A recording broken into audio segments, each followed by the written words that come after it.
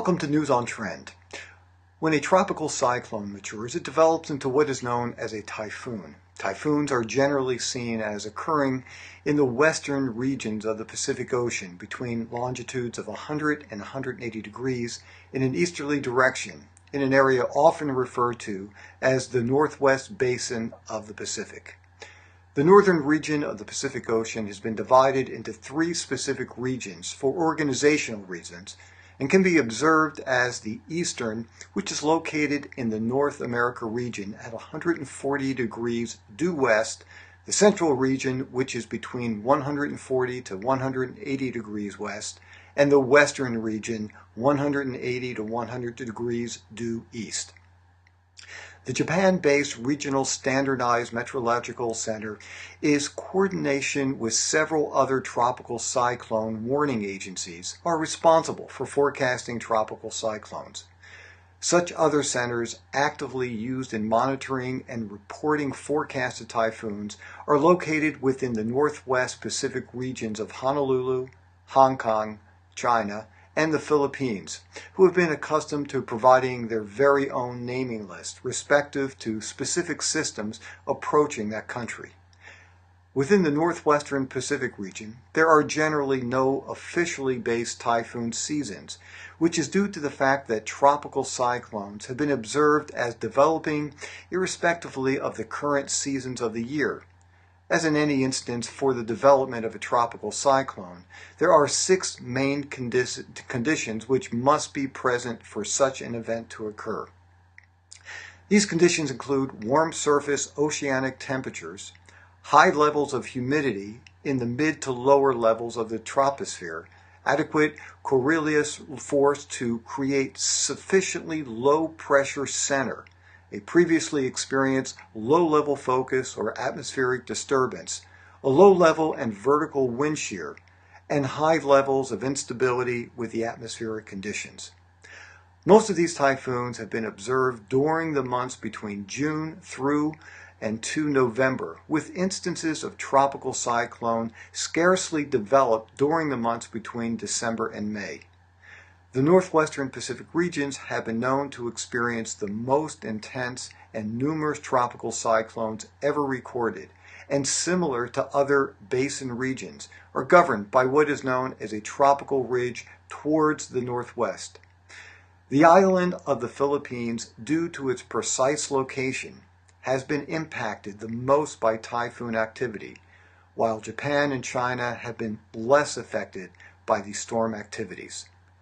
The Japan-based meteorological agency characterizes a tropical depression as a low-category tropical system having current wind between no more than 38 miles per hour or 61 kilometers per hour.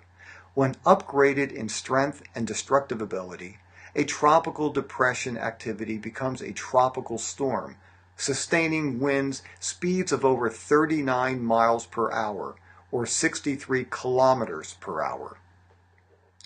If the tropical storm intensifies in its wind speed to 55 miles per hour, or 89 kilometers per hour, then it is characterized as a severe tropical storm.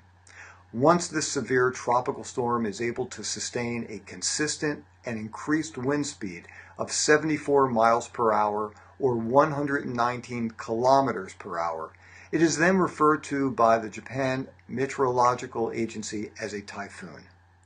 The Hong Kong Observatory, China, in 2009 began dividing typhoons into two specific classes, severe and super typhoon. The severe typhoon was observed to consist of wind speeds of minimum of 80 knots or 92 miles per hour, while the super typhoon was classified as having wind speeds of over 100 knots or 120 miles per hour. Almost one-third of the total cyclones formed worldwide are seen to occur within the western Pacific region, making it the most active basin on the planet. With year-round occurrences, typhoon formations have been noticed to occasionally peak during the months of August to October, and are seen as that similar period to the occurrence of hurricane activity within the Atlantic. North of the Philippines lies an area which has been recognized as the most active place on Earth, showing extremely high instances of typhoon activity. This has led the Philippines to experience high-level landfalls during the months of February to June, with mild cases and increasing in frequency during the months July through to September and continuing into October. Due to their specific formations, the towns of central Luzon and eastern Visayas have been the most affected areas in the Philippines of typhoon activity. In November 2013, one of the strongest super typhoons in history, with sustained wind speeds in excess of over 150 miles per hour and showing gusts of up to 220 miles per hour, equivalent to a Category 5 hurricane, made its way to the Philippines. This super typhoon was named Haiyan, and with it carried the mass potential to affect severe widespread flooding and devastation as it prepared to plow through the central regions of the Philippines. Haiyan in Chinese means petrel, which is a type of bird found to inhabit open sea regions and will occasionally return to land for the purpose of breeding. The storm, however, throughout the Philippines has been known as Yolanda. On November 8th, at approximately 5 a.m., Super Typhoon Haiyan made landfall at a small city in the Samar province of eastern Philippines known as Haiyan, with maximum sustained winds of up to 230 miles per hour close to its center.